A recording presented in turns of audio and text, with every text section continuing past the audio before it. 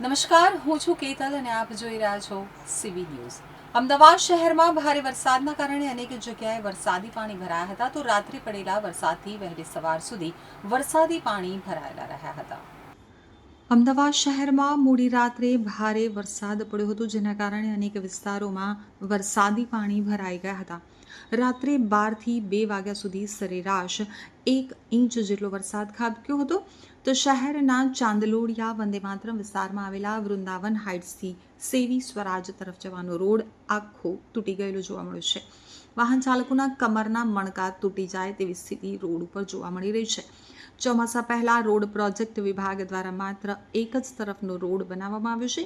બીજી તરફનો રોડ ન બનાવવામાં આવતા લોકોને હાલાકી પડી રહી છે. તો શહેરના વિજય 4 રસ્તાથી લઈ અને હેલ્મેટ સર્કલ તરફ જવાના રોડ ઉપર પણ રોડ બેસી જવાની ઘટના સામે આવી છે. રોડ નીચેથી પસાર થતી ડ્રેનેજ લાઇનના મેઇન હોલની આજુબાજુમાં રોડ બેસી ગયો હતો, જેથી ગમે ત્યારે રોડ ઉપર ભૂવો પડે તેવી સ્થિતિનું નિર્માણ થયું છે. તો મ્યુનિસિપલ કોર્પોરેશન તંત્ર દ્વારા યોગ્ય રીતે બેરિકેડિંગ કરવામાં આવ્યું નથી. શહેરમાં વરસાદના કારણે સ્ટ્રીટ લાઇટમાં કરંટ લગવાના પણ બનાવો સામે આવતા હોય છે. ત્યારે ચાંદખેડા વિસ્તારમાં સારથી બંગલોઝ ગોકુલધામ સ્ટ્રીટ લાઇટ થાંભલાના કારણે એક વ્યક્તિને કરંટ લાગ્યો હતો. ફાયર બ્રિગેડની ટીમને જાણ કરવામાં આવતા ફાયરની ટીમ ત્યાં પહોંચી હતી.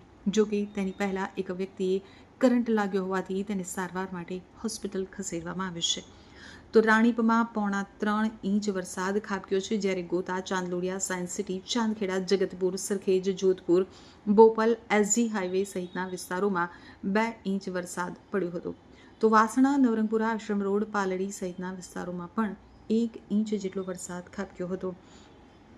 ડી કેબિનની વાત કરીએ તો અંડરપાસ પાસે ચંદ્રભાગા નાળાની કામગીરી ચાલી રહી છે. યોગ્ય રીતે બેરિકેડિંગ કરવામાં આવ્યું નથી. તો રોડની એકદમ બાજુમાં 60થી 70 ફૂટ મોટો ખાડો ખોદવામાં આવે છે અને તેમાં પાણી ભરાઈ ગયું છે. જો કોઈ ખાડામાં પડી જાય તો પણ ધ્યાન ન રહે તેવી પરિસ્થિતિનું નિર્માણ થયું છે. અહીં તંત્રની ઘોર બેદરકારી સામે આવી છે.